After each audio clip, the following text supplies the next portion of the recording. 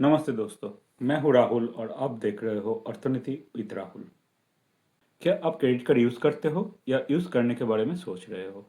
अगर इन दोनों में से कोई भी एक सही है आपके लिए तो इस वीडियो आपके लिए है, क्योंकि आरबीआई या गवर्नमेंट ऑफ इंडिया और बैंक के द्वारा क्रेडिट कार्ड को लेकर कुछ ऐसा चेंजेस हुआ है जो शायद आपको जानना चाहिए, क्योंकि अगर आप क्रेडिट कार्ड यूज़र हो तो आपके क्रेडिट कार्ड यूजेज में ये एक बड़ा सा चेंज लाने वाला है। तो इस वीडियो में हम लोग कुछ ऐसा नया 7 पॉइंट के बारे में डिस्कस करेंगे जो क्रेडिट कार्ड रूल्स पे लाया गया है या क्रेडिट कार्ड के यूजेस के बारे में लाया गया है और जो आपके इनकम टैक्स के ऊपर भी इफेक्ट कर सकते हैं। तो चलिए इस वीडियो को पूरा एंड तक देखिए कि आपको सही से पता चल जाए कि ये 7 बड़ा चेंजेस क्या हुआ है। तो इस वीडियो को चलिए शुरू करते हैं। और वीडियो शुरू करने से पहले मैं आपको रिक्वेस्ट करूंगा कि अगर आप इस चैनल पर नए हैं तो काइंडली इस चैनल को सब्सक्राइब करके रखिए, इस वीडियो को लाइक कीजिए और आपका वैल्यूएबल कमेंट इस कमेंट सेक्शन में जरूर ऐड करके जाना। और पहले ये लिखिए कि आपके पास कितना क्रेडिट कार्ड है और आप कितना मंथली या ईयरली क्रेडिट कार्ड पे कितना स्पेंड करते हो। तो पहला जो रूल आया है वो आया है आरबीआई के द्वारा या गवर्नमेंट ऑफ इंडिया का फाइनेंस डिपार्टमेंट के द्वारा। ये रूल आया है, ये बोल रहा है कि अगर आप आपके क्रेडिट कार्ड एक फाइनेंशियल ईयर में आपके क्रेडिट कार्ड के द्वारा 10 लाख से ज़्यादा स्पेंड कर रहे हैं तो जाके ये जो जिस बैंक का आप क्रेडिट कार्ड यूज कर रहे हैं उस बैंक का लाइबिलिटी बन जाता है, या उस बैंक को आपके इंफॉर्मेशन इनकम टैक्स डिपार्टमेंट तक पहुंचाना पड़ेगा। तो एक बैंक के लिए रूल आया है। तो अगर क्रेडिट कार्ड एज बिकॉज आप लोग ले रहे हो तो ये आपके लिए भी ये एक रूल जारी होता है कि अगर 10 लाख से ज़्यादा अगर आप स्पेंड कर रहे हो तब जाके बैंक इनकम टैक्स डिपार्टमेंट को इन्फॉर्म करेगा। तो इसके लिए ऑब्वियसली आपको एक क्वेश्चन आ रहा है कि क्यों कर रहा है। तो बैंक या गवर्नमेंट ये चाहता है कि जितने भी लोग एक्सपेंस क्रेडिट कार्ड के थ्रू कर रहे हैं उसका मतलब है कि उसका उतना इनकम भी है।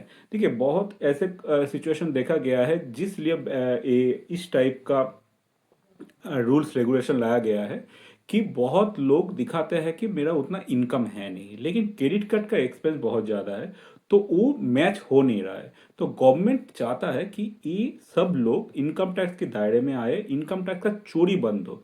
तो इसी वजह से इनकम टैक्स को रेगुलेट करने के लिए या अच्छे से लोगों को इनकम टैक्स दे, तो ये चीज़ को कंफर्म करने के लिए गवर्नमेंट ने क्या किया है कि एक रूल जारी किया कि 10 लाख से ज़्यादा अगर आप स्पेंड कर रहे हो तो बैंक को वो चीज़ इन्फॉर्म करेगा। लेकिन यहाँ पे एक छोटा सा लूफोल भी है और मैं बोलूँगा कि ये वाले चीज़ कोई दूसरे तरीके से इसको एक्चुअली रिजॉल्व किया जाएगा। कि देखिए कि आपके पास अगर एसबीआई का 2 क्रेडिट कार्ड है, उसमें से आप एक में से 5 लाख खर्चा किए, दूसरे में से 6 लाख रुपया खर्चा किए, तो आपके पास टोटल 11 लाख होता है। तो एसबीआई का ये दायित्व बनता है कि वो इनकम टैक्स डिपार्टमेंट को ये इन्फॉर्म करेगा कि आपके एक क्रेडिट कार्ड जो आपने लिए हो 2 क्रेडिट कार्ड, उसमें टोटल इस साल में 10 लाख रुपया से ज़्यादा खर्चा हुआ है। लेकिन अगर एक ही आप एक क्रेडिट कार्ड एसबीआई से है, दूसरा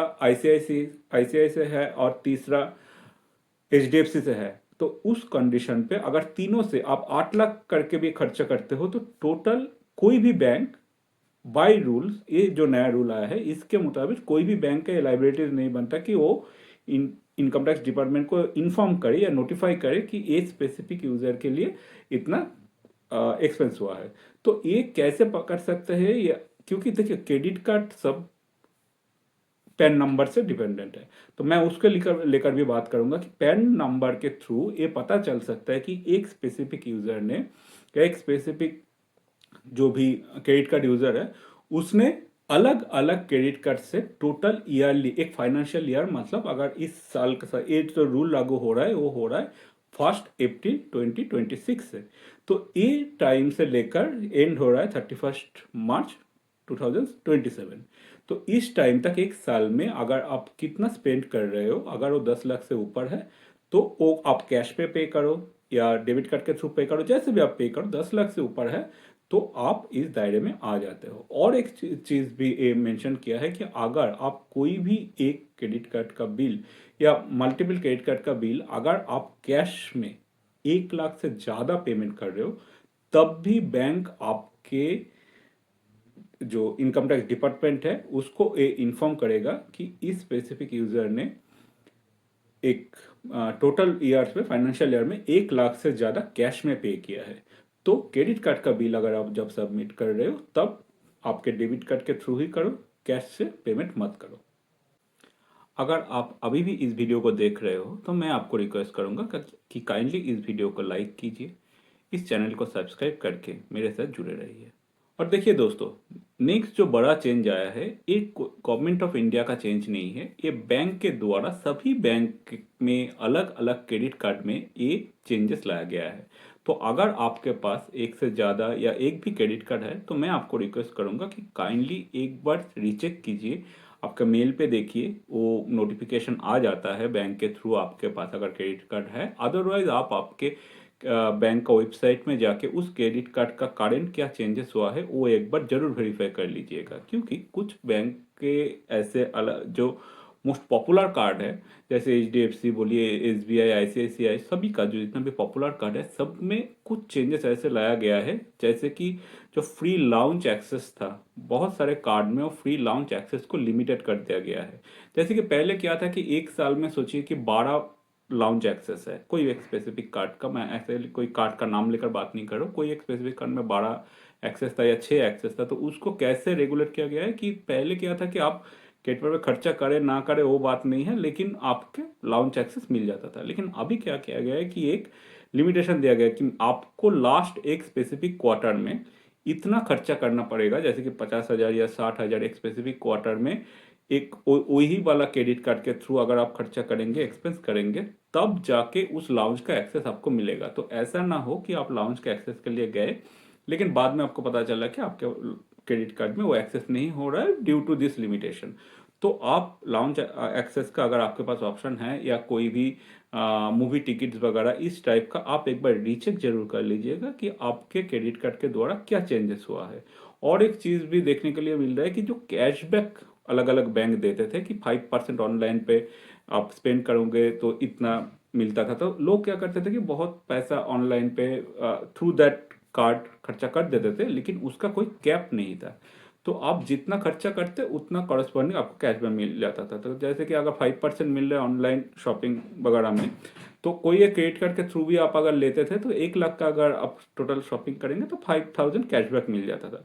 लेकिन अभी क्या किया गया है, कुछ कार्ड्स में ऐसा देखा गया है, रिसेंटली जो नोटिफिकेशन आया है कि 2,000 या 3,000 का कैप कर दिया गया। तो उतना आप एक स्पेसिफिक मंथ में उससे ज़्यादा कैशबैक नहीं ले सकते उस क्रेडिट कार्ड के द्वारा।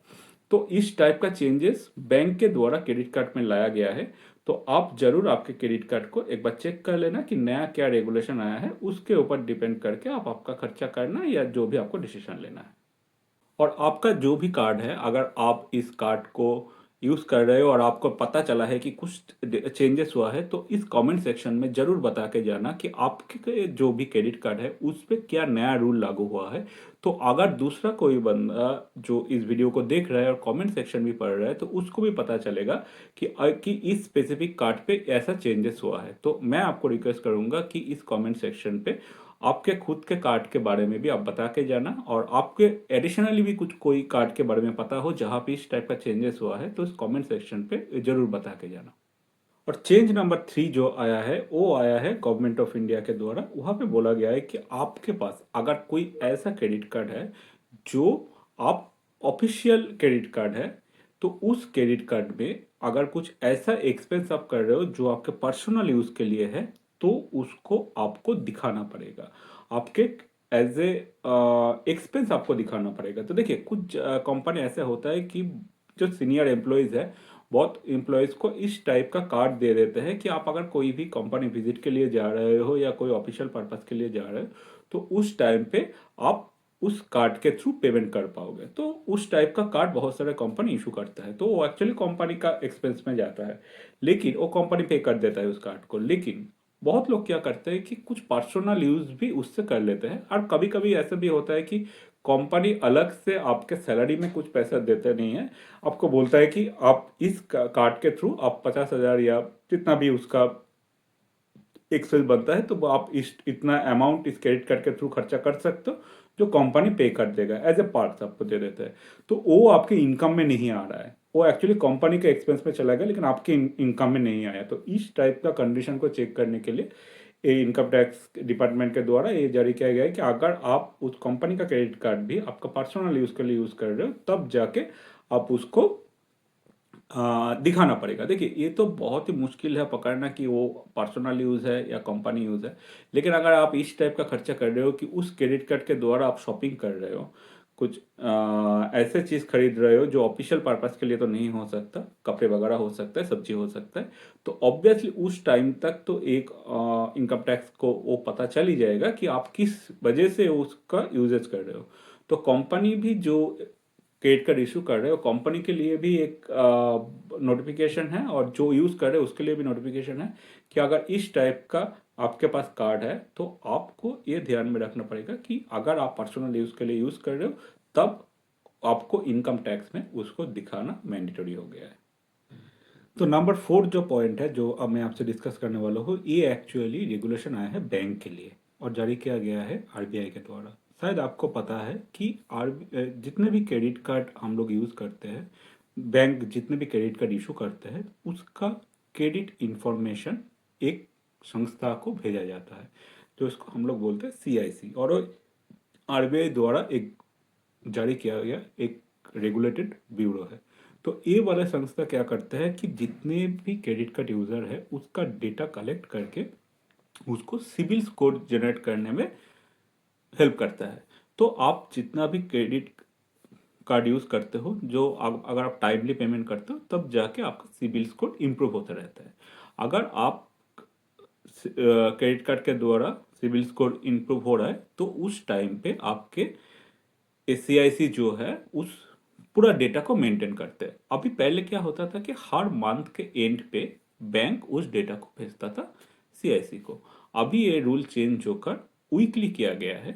मंथली एक टोटल 4 डेज बोला गया है कि उस डेट को बैंक को हर वीक का डेटा भेजना पड़ेगा, और वो डेट क्या बोला गया है, 9, 16, 23 and the last day of the month. जो अगर 28 है लास्ट डे, या 30 और 31, जो भी लास्ट डेट है, उस डेट को ये डेटा भेजा जाएगा। तो पहले क्या होता था कि मंथ वाइज जितना भी क्रेडिट डेटा है वो सब एक साथ भेजा जाता था। अभी इसको मंथली 4 टाइम्स भेजा जाएगा। तो इस पे क्या है कि अगर आप लेट पेमेंट कर रहे हो, तो there is a high chance कि आपको डिफॉल्ट होने का चांसेस होता है। कुछ अगर आप 8 तारीख को पेमेंट करना है, अगर आप 10 तारीख को पेमेंट किए, तो 9 तारीख का जो डेटा जाएगा उसमें आप डिफॉल्टर में लिस्ट पे आ जाओगे। तो इस वजह से मैं आपको रिक्वेस्ट करूंगा कि अगर आप क्रेडिट कार्ड यूज़ करते हो, तो बहुत सोच समझ के कीजिए।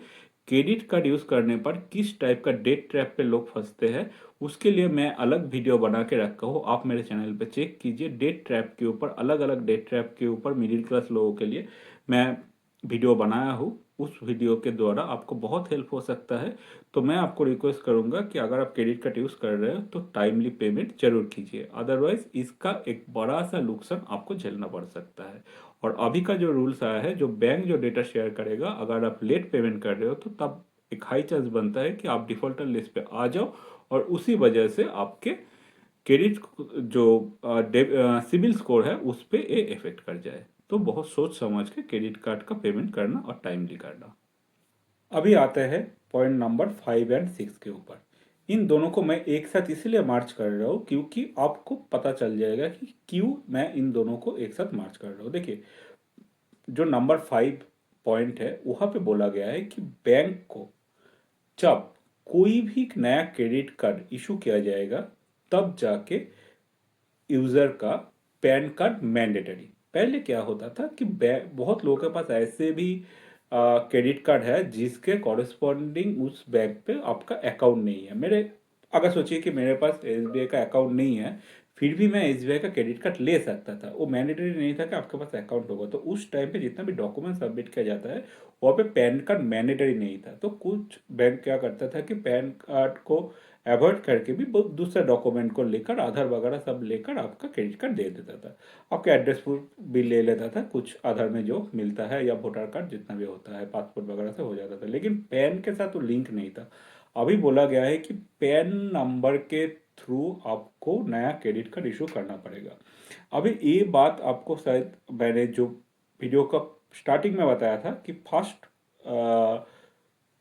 जो पॉइंट मैंने बताया था कि आपका जितना भी क्रेडिट लिमिट है वो अगर 10 लाख से ऊपर है तब जाके बैंक आपको इन्फॉर्म करेगा। लेकिन अगर ऐसे कंडीशन पे अगर आपके पास अलग अलग बैंक का क्रेडिट कार्ड है और सब समेशन करके आपका 10 लाख से ज़्यादा हो रहा है, तो ऑब्वियसली बैंक तो इन्फॉर्म नहीं करेगा इनकम टैक्स को कि देखिए कि इस स्पेसिफिक यूज़र ने 10 लाख से ज़्यादा, क्योंकि अगर एक बैंक का कार्ड के, जैसे कि SBI कार्ड में 5 लाख यूज़ के और HDFC में आपने 7 लाख यूज़ के, तो थोड़ा 12 लाख हो गया। लेकिन कोई भी बैंक का 10 लाख से ज़्यादा नहीं हो रहा है तो कोई भी बैंक इन्फॉर्म नहीं करेगा। लेकिन अगर आपके क्रेडिट कार्ड पैन नंबर से लिंक है तो पैन नंबर के थ्रू IT डिपार्टमेंट को ये पता चल जाएगा कि आपके नाम पे जितना भी क्रेडिट कार्ड है आपने कितना स्पेंड किया है। तो इस बारे को बहुत रेगुलेट करने के लिए ये रूल्स लाया गया है। आप पहले का जितना भी क्रेडिट कार्ड है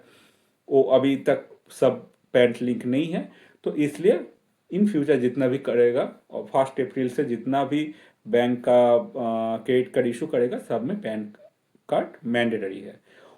और मुझे लगता है कि इन फ्यूचर ये भी रूल्स लाया जाएगा जहाँ पे जितना भी एग्जिस्टिंग क्रेडिट कार्ड है उस पर अगर पैन लिंक नहीं है तो उसको पैन लिंक करना पड़ेगा, अदरवाइज शायद उसका ट्रांजेक्शन बंद हो सकता है। तो इस टाइप का रेगुलेशन शायद आने वाला है, अभी तक नहीं है।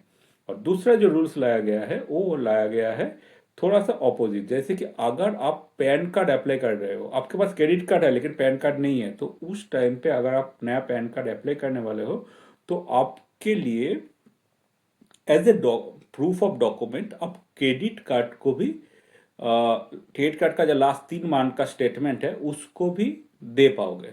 अगर आप क्रेडिट कार्ड का लास्ट 3 मंथ का स्टेटमेंट दे दिए तो एज ए एड्रेस प्रूफ आप उसको यूज कर सकते हो अगर आप नया पैन इशू कर रहे हो। तो अगर आप पैन लेने जाते हो तो क्रेडिट कार्ड एक ऑप्शन आ गया है, और अगर क्रेडिट कार्ड लेने जाते हो तो पैन मैंडेटरी हो गया है। तो इन दोनों पॉइंट को इसलिए मैं एक साथ इसलिए बताया क्योंकि दोनों ही पैन और क्रेडिट कार्ड से लिंक है। तो शायद आपको समझ गए होंगे कि इस टाइप का regulatory locker, regulation locker IT department चाहता है कि लोग इनकम टैक्स के दायरे में आए, टैक्स चोरी का जितना भी प्रॉब्लम आता है वो थोड़ा रेगुलेट हो, उसका कम किया जाए। तो इसके लिए ये सब आ रहा है। तो आपको क्या लगता है कि ये जो मैंने अभी तक 6 पॉइंट बताया, 7 से जाने से पहले आप इस कमेंट सेक्शन में जाके ऐड कर दीजिए कि आपको इसमें से कौन सा रूल्स सबसे बढ़िया लगता है या आपको लगता है कि ये बहुत प्रॉब्लम क्रिएट करने वाला है। तो ऑब्वियसली कमेंट सेक्शन में कुछ पॉइंट ऐड करके जाना। और जो 7th पॉइंट है वो है 2 फैक्टर ऑथेंटिकेशन को लेकर। देखिए पहले आप शायद बहुत लोगों के जितना भी UPI ट्रांजैक्शन वगैरह करते हो या बैंक ट्रांजैक्शन करते हो, बहुत जगह पे ऑलरेडी 2 फैक्टर ऑथेंटिकेशन अवेलेबल है। जैसे कि आपके पास OTP आता है या आपको कुछ दूसरे तरीके से ऑथेंटिकेट किया जाता है, पासवर्ड के थ्रू किया जाता है। तो अभी जितना भी बैंक ने ये इम्प्लीमेंट किया है वो एक्चुअली मैंडेटरी रूल नहीं था, लेकिन आपके अभी के लिए क्या बोला गया है कि ये मैंडेटरी है। तो 2 फैक्टर ऑथेंटिकेशन आपके क्रेडिट का ट्रांजैक्शन में मैंडेटरी हो गया है। तो इस टाइप का कोई भी फ्रॉड होने का चांसेस यहाँ पे कम हो जाता है। तो ये था 7वां रूल। तो मैंने आपको सभी रूल बता दिया। आपको इनमें से कौन सा वाला रूल सबसे बढ़िया लग रहा है ऑब्वियसली कमेंट सेक्शन में बता के जाना। और मेरे साथ जुड़े रहने के लिए इस वीडियो को लाइक कीजिए, इस चैनल को सब्सक्राइब कीजिए और इस चैनल को बाकी का वीडियो भी आप देखिए और आपका कमेंट ऐड करके जाइएगा। Thank you, all the best, good bye.